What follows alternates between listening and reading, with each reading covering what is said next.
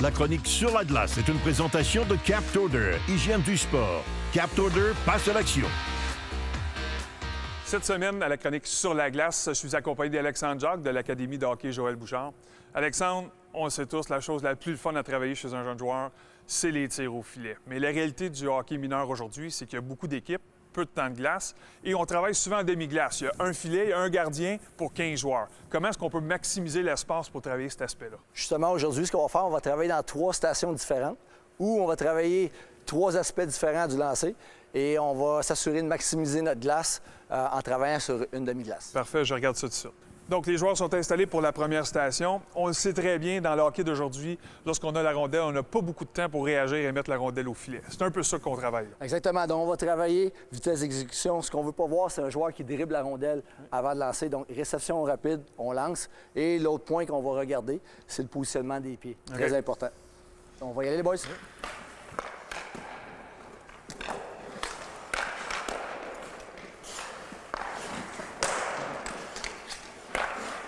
Stop, Olivier. On va arrêter justement dans l'exemple qu'on vient de voir. Le joueur a pris le temps de dribbler la rondelle. Dans le hockey moderne d'aujourd'hui, les gardiens sont tellement rapides et excellents que si on prend le temps de dribbler la rondelle, il va être bien positionné. On n'aura pas la chance de marquer. Donc, j'aimerais que tu le reprennes, Olivier, de façon à ce que tes patins, de ton côté, tu es gaucher, moi je suis droitier. Quand la rondelle arrive, j'ai la main du haut bien dégagée. J'absorbe la rondelle et rapidement transfère mon poids. De l'autre côté, je vais placer mes patins en ligne avec la rondelle. Même chose, main dégagée.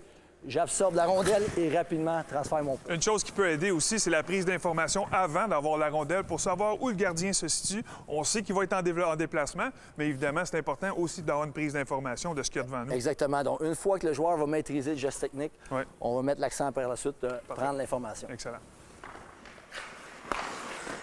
Excellent. Donc, on voit qu'Olivier réagit beaucoup plus rapidement et c'est efficace aussi. Très bon tir. Excellent. Excellent. Parfait. Très bon. Excellent. On va aller voir la deuxième station. Alors, deuxième station, on a installé 2 joueurs avec un filet le long de la rampe ici. Et lorsqu'on parle, le jeu d'aujourd'hui est fermé beaucoup. Les défenseurs ferment le centre, le devant du gardien, plus difficile d'accès. Mais lorsque tu veux marquer des buts, pas tous les buts sont marqués du premier coup. Non, une statistique montre qu'en 2012, 66 des buts dans la Ligue nationale étaient marqués suite à un retour de lancer. Les statistiques doivent être passablement les mêmes encore aujourd'hui. Donc, c'est une habileté technique qu'on ne pratique pas assez souvent. On va le pratiquer ici, très simple. On va servir d'un pneu. Le joueur doit être dans une bonne position de base, fléchi, de façon à réagir rapidement. On y va, les boys? Donc, ce qu'on veut, c'est que le joueur, justement, soit très fléchi de façon à être capable de transférer son poids d'une jambe à l'autre. Et effectivement, quand on travaille, les gardiens étant style papillon pour la majorité, on veut que les joueurs prennent la bonne habitude d'amener la rondelle dans le haut du filet. Et lorsqu'on était plus jeune, on mettait souvent une planche devant pour travailler ça, mais l'aspect du pneu est intéressant parce que les retours deviennent plus imprévisibles pour celui qui est dans le filet. Exactement. C'est un autre des aspects qu'on veut travailler. Donc, la réaction des jeunes, le réflexe des jeunes. Avec le pneu, bon, le rebond n'est pas... prévisible. Oui, exact. Bon, parfait. Fait qu'on a vu la deuxième station, on se déplace pour la troisième. Excellent. Alors, pour cette troisième station, on a installé un filet de l'autre côté de la patinoire, évidemment. Et lorsqu'on regarde les jeunes tirer aujourd'hui, si on regarde de novice à bantam à midget, on tire souvent dans des angles ou dans des positions de déséquilibre. On se fait pousser, on est dans des situations qui n'est pas nécessairement solides. Toi, ce que tu veux faire aujourd'hui, c'est de revenir à la base. C'est d'être capable de tirer sur des bases beaucoup plus solides. Exactement. On veut travailler sur notre transfert de poids de la jambe arrière vers la jambe avant. De façon, souvent, les jeunes de hockey mineur, les plus jeunes, voient Ovechkin lancer. C'est sûr qu'Ovechkin est beaucoup plus fort physiquement, utilise beaucoup le flex de son bâton. Mais les plus jeunes novices, à tombe, n'ont pas la force physique. Donc, c'est important d'avoir un bon transfert de poids de la jambe arrière vers la jambe avant. C'est ce qu'on veut travailler ici. Parfait. Si on s'installe, les boys, on monte ça.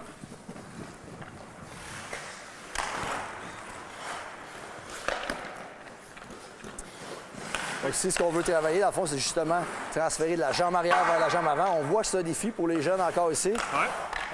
Beaucoup de jeunes sont habitués de lancer sur la mauvaise jambe, comme encore une fois ici, c'est un lancer qu'on appellerait à la Ovechkin.